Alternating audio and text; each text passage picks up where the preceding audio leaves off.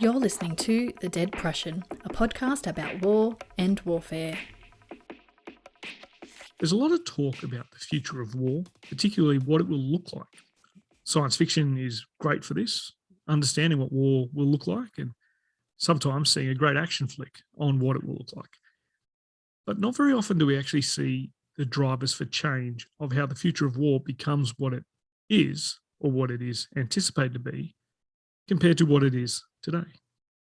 G'day, listeners, and welcome to the Dead Prussian podcast, the only podcast named after a 19th century Prussian military strategist, and the only podcast with a host as humble as I am. I am Mick, the host of the show, and I want to thank you all for the reviews you've been providing on iTunes over 2021. 2021 has been as difficult as 2020, but we have been moving forward with a couple of projects, including the TDP community, our own little social media site, and we are getting our transcripts out there. We are working on a bigger TDP project over the holidays that hopefully will provide more information for more people. But it is 2021, so I will not provide you a release date because I have no doubt that release date will be 12 years later. Now, I talked a little bit about the future of war in the intro. It was quite a good intro, I thought. But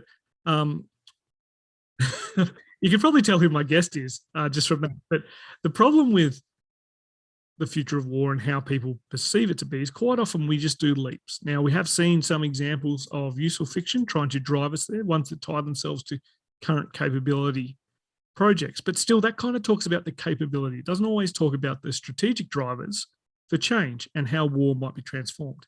Now, luckily, as you heard, I've got a guest that has done some thinking around this. Major General Mick Ryan is an officer in the Australian Army. He's a graduate of Johns Hopkins University School of Advanced International Studies and the USMC Command and Staff College and the School of Advanced Warfare. He's a passionate advocate of professional education and lifelong learning. In 2018, he assumed command of the Australian Defence College in Canberra, Australia, and he will pretty soon relinquish command of that and enjoy a nice break. Most importantly, though, he is one of the earliest supporters and, dare I say it, protectors of this show. Mick, thanks for coming on the show. Thanks, mate. It's great to be back with you again. It's always a pleasure to speak with you. Now, Mick, before we start discussing the future of war and noting that the very first time we had you on the show was a few years ago, I didn't have any grey hair at that time. I guess we might as well go right back to the start. And I'm keen to learn, again, what motivated you to join the military in the first place?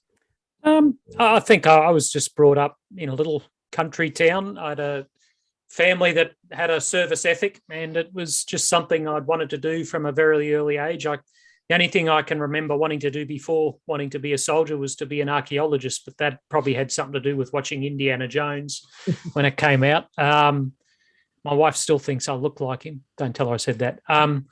But no, I've always had a service ethic. I had a lot of members of my family, grandparents who served in the Second World War, so you'd hear their stories. So it was something I wanted to do. I was never interested in the Navy or the Air Force. It was always going to be Army. And then I thought engineering might be what I wanted to do, and it's what I ended up doing. Not so much civil engineering. I totally blew that in my year at ADFA, but I got a second chance. Was privileged to become a combat engineer and have loved every moment of the time since then. Now, Mick, many of our listeners will know you from your engagement on social media. Quite often you use this to advocate for military education initiatives and promoting lifelong learning amongst military members. And you've got a book coming out.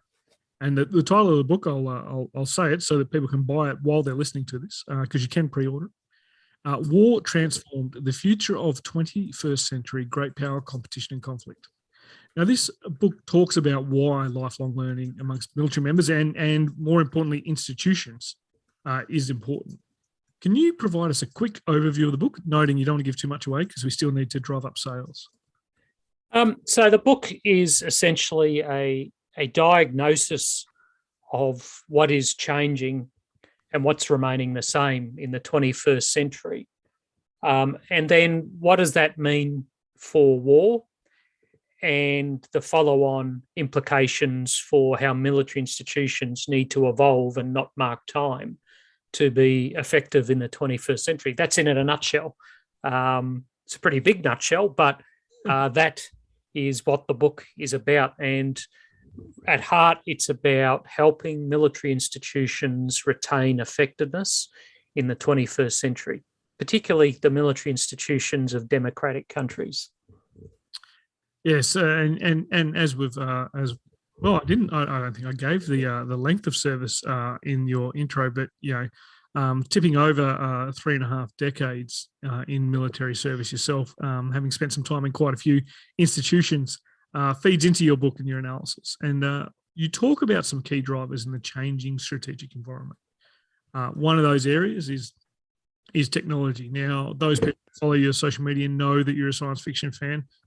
We've been in some collaborative projects where science fiction has been used as a discussion point to drive these important discussions on strategy. And I do apologise to anyone who's had to come to any of our live events and sit there while Mick and I hold the floor, because we tend to turn on each other before we start getting to the topic. But I'm interested to know if you're able to explain to our listeners how technology is transforming.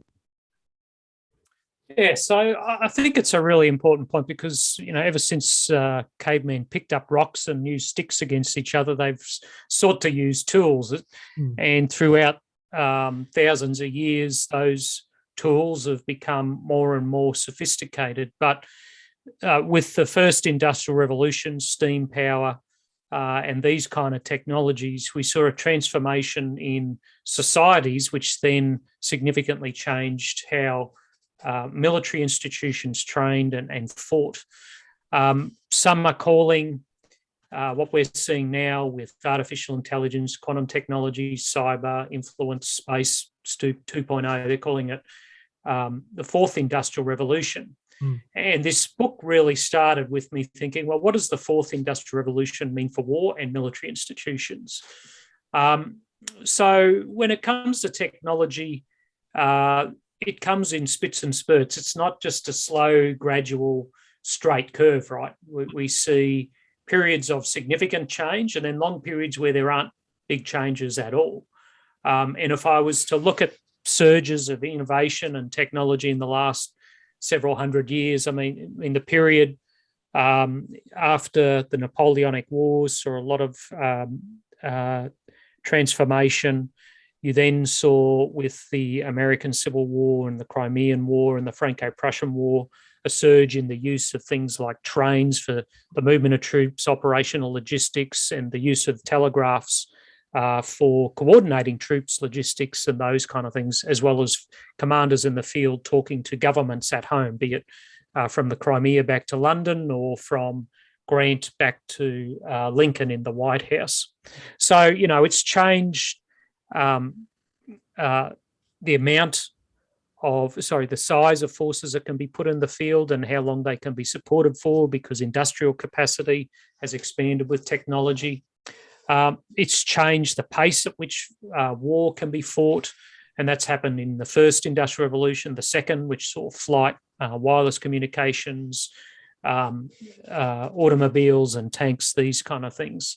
We saw it in the third industrial revolution with the birth of missiles and all the way through to stealth fighters. And we're seeing it now with hypersonics, Space 2.0, and a range of other technologies such as AI-supported decision-making, which, at least at the tactical level, will speed up the pace of war.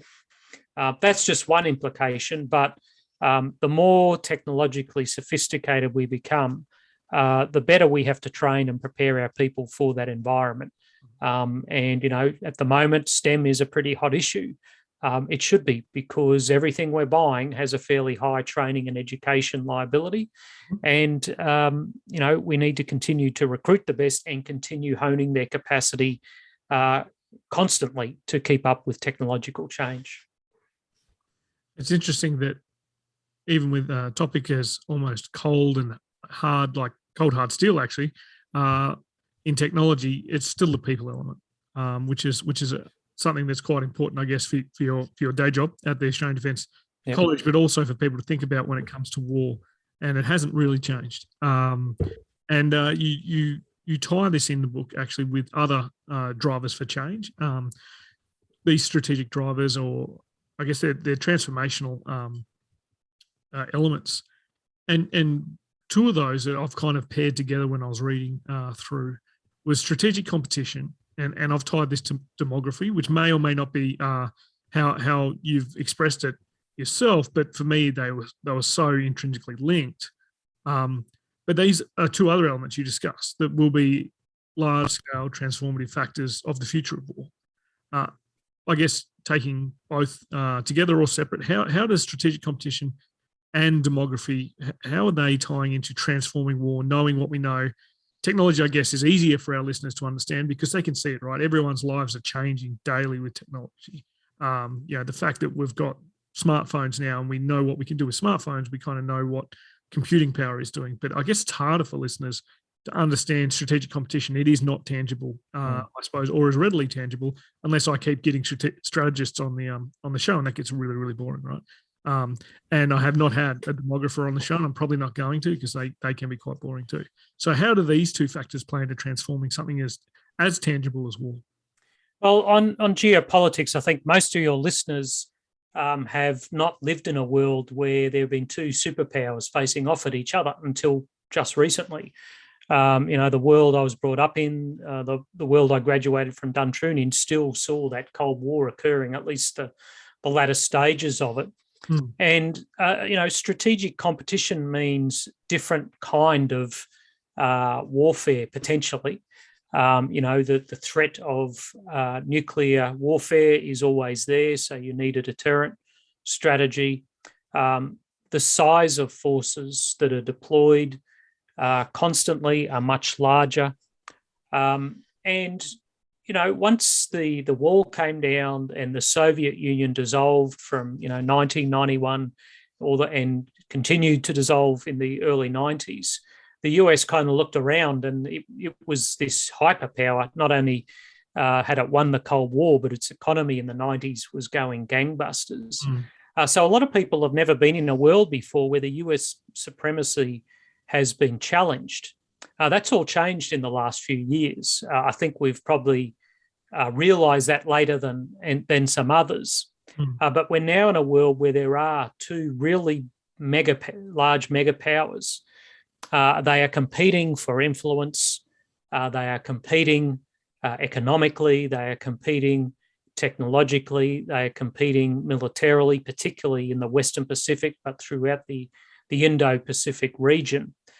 And that means our relationship with both of those countries, and we have relationships with both of them, will evolve over the next few years because, that competition is tightening. It's getting certainly more challenging as you see the US building an alliance of like-minded democratic nations to protect the democratic systems that they have, to deny internal interference from authoritarian regimes. And this is a very new environment for most people, certainly most people who would be listening to this podcast. And it's something that I think our bureaucracies and our strategic systems are still adjusting to.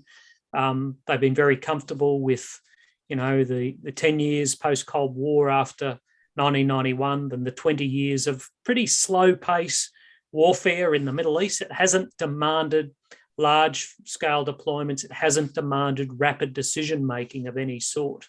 It's going to take us some time to really change the mindset and the bureaucratic systems that we've developed for that environment, which just frankly doesn't exist anymore. So we have a bureaucracy that's designed for a system and a world that no longer exists.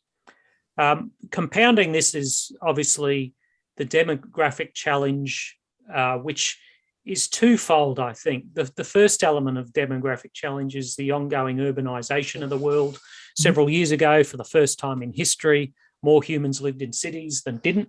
That has some important implications about where we will conduct operations, whether it's humanitarian operations or high-level war fighting. But it's also about where economic wealth is concentrated, where technology is developed and those kind of things. The second element of demography that's important for military institutions is aging. There are very few countries on Earth where the average age isn't going up. That has several implications. Firstly, many countries are actually going to see a decline in population through to the end of this century. Mm-hmm. That makes it more challenging for us to recruit people. It makes it more challenging for countries to generate the revenue to go to military institutions rather than their social sectors. So these demographic challenges only compound the new strategic competition that we're seeing between China and the United States. I'd just make one final point on this grand strategic competition. It's not the only strategic competition. There's lots of subsidiary competitions, right? You know, the US and Russia, US and Iran, China and India, China with all its neighbours in Western Pacific. So, you know, there's a network of competitions out there. It's not just one grand strategic competitions between two sides facing off with each other. And as someone described the last Cold War to me, it was kind of like a bar fight where the two biggest people in the room were punching everyone except each other. I think that's what the next one's kind of going to be like. That's an excellent analogy. I'll probably cut that out of the show and then use it myself and claim it. No, I won't do that. Now, one thing I found really, really interesting there, and being one of those generations you talk about, like, you know, I was 11, I think, when the Cold War ended, so don't really have a memory of it. And this concept of existing in a world that has challenges that we're not designed to meet. And there is one challenge that you also mention in your book as a key driver for the transformation of conflict. And we know it's a political hot potato at the moment. It always will be for Australia, it seems, unless something drastically changes. But you discuss this in your book as well. And of course, I'm talking about climate change and its impact on the future of war. How will it influence war in the future? I think there'll be several impacts of ongoing climate change. I mean, a lot of the climate science until now has been about the macro effects of climate change. What we're starting to see is more local impacts, whether that is longer bushfire seasons, whether it's salination of certain islands in the Pacific. So we're going to see more of the local effects. And what we'll see is kind of military organisations being torn towards the edges of the spectrum of military operations. On one edge, on the far right, is conventional, I think, or at least 21st century conventional for great power conflict.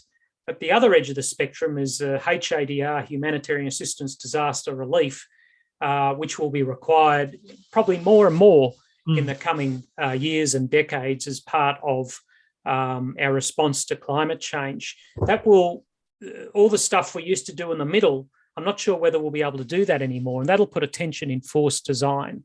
I also think it'll challenge governments in their responses because you can't use the military for everything. You can't militarize every national security or climate change problem.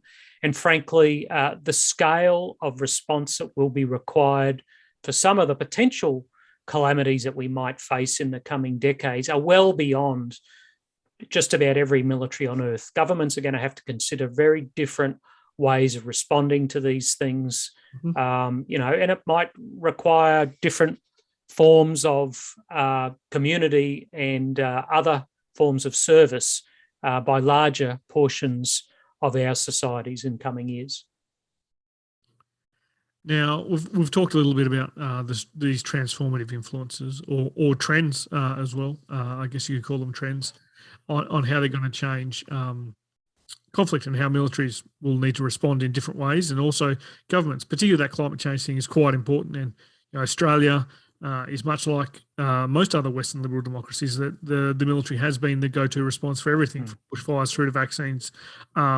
And pretty much if the military hasn't trained for it, that's what you're going to roll it out for at the moment. But because of their level of education, because of their training, because of their adaptability, and we know that's why militaries get used. They're a source of they're a human resource that is highly educated and highly trained and adaptable. But I guess my big question after listening to you talk about how war is transforming, is how can militaries, and I'll call them modern militaries, because not all militaries are going to be able to meet these challenges, but how can modern militaries, like the one in which you serve, prepare for the challenges that lay ahead? I think we need to, in appreciating these challenges, have a good analysis of how they will change how humans fight and compete. And I think there are a range of areas where this will drive change in military institutions. I mean, we're going to have to think differently about time. First, in microseconds with hypersonics and artificial intelligence supporting decision making, tactical operations in some respects will move beyond the capacity of humans in some situations. And that may compress the tactical to the strategic decision making continuum. But at the other end of the continuum is we're likely to be in this strategic competition for decades. And in democracies, we don't like long-term things. We like doing things quickly and moving on to whatever comes next. So we have a challenge with microseconds and we have a challenge with decades. We also have a challenge that most of our militaries are designed to be made primarily of humans, and those humans use tools. And those tools might be tanks or planes or ships, but they are things, they are inanimate objects without intelligence, without cognition that humans use. That's changing with artificial intelligence and autonomous systems. We're moving from humans using tools to humans partnering with tools. Nothing in our training and education continuum really prepares humans for that. I mean, there are small scale circumstances where we partner people with dogs for explosive ordnance disposal, or in the US Navy, they partner humans with dolphins. That is probably one of the best ways for us to conceive of how we might partner with these autonomous systems. But I think that's going to fundamentally change how we train and educate our people, how we develop warfighting concepts, and how we deploy and conduct military operations. Another area it's going to change, I think, is we're going to go back into an era where mass really matters again. Over the last 30 years, we've got away with small and really exquisitely trained military organisations. That is not going to cut it in the next 20 or 30 years. There are contingencies that will require large-scale commitments over long periods of time. We are going to have to generate large armies, navies, and air forces again. Now, these aren't the large armies, navies, and air forces of the Second World War. Mass will be generated through a mix of machines, people, swarms in every single domain, whether it's the kinetic or the non-kinetic. So we really need to conceive of militaries being a new age massed organisation which exploit physical and informational mass in the 21st century. I mean, there's a range of other implications, but I think they're three of the really big ones that military institutions need to get to grips with over the coming years. And, just going back to this issue of time, I don't think we have a lot of time. I don't think we in the West own the clock here. So we're going to have to change how quickly we can make strategic decisions about big challenges. I really like the way you've expressed the temporal challenge there. We have a problem with microseconds. We have a problem with decades. It kind of speaks to the Western way, and I guess liberal democratic way of thinking about things. And one of the problems I've found when living and working in the capital is people thinking in terms of 3 years, and they plan projects for decades. But the decisions happen and change every 3 years. And that temporal bit is something I think that will really ring out with our listeners, that we know we have a lot of listeners that, they sit along Parks Way or they sit on the Beltway when they're listening to this. And it's something that I think we can all very much relate to is time. Our relationship with time is not good.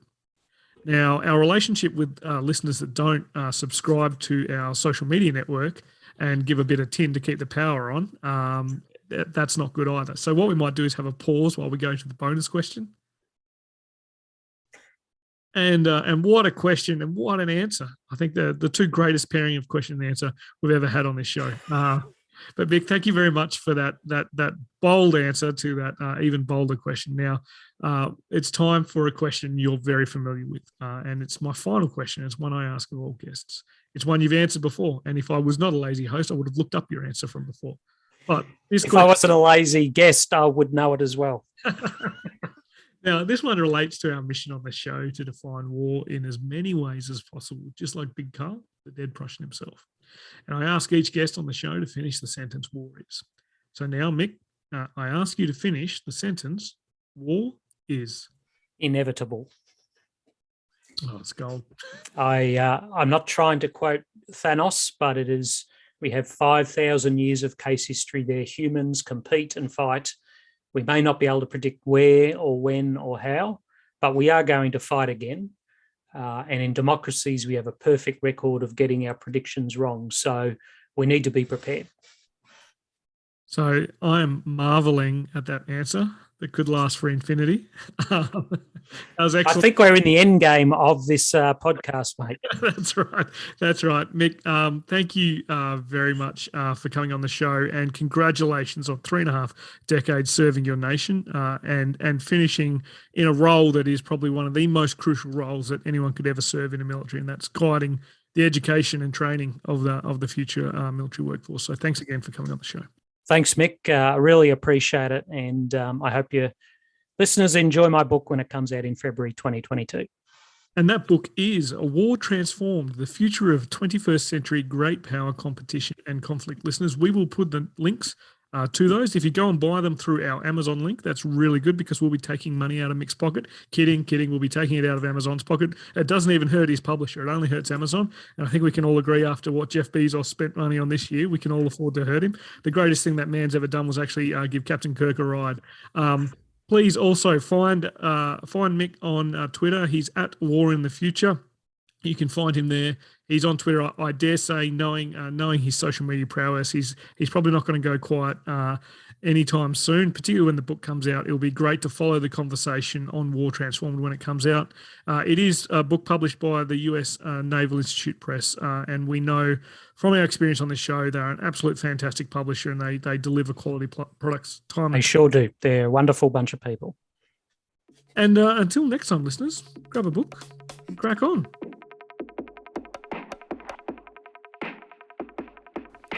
Join the conversation with us on Twitter at Dead Prussian Pod, on Facebook at The Dead Prussian page, or on our website www.thedeadprussian.com. All show notes for this episode, as well as copyright information, can be found on the website. The Dead Prussian podcast is written, produced and hosted by Mick Cook. It is co-produced by Amanda Levito. The music used throughout is Caught in the Beat by Broke for Free and is used under a Creative Commons Attribution license. All opinions expressed by individuals on the podcast are those of the individual and not necessarily representative of any other organisation.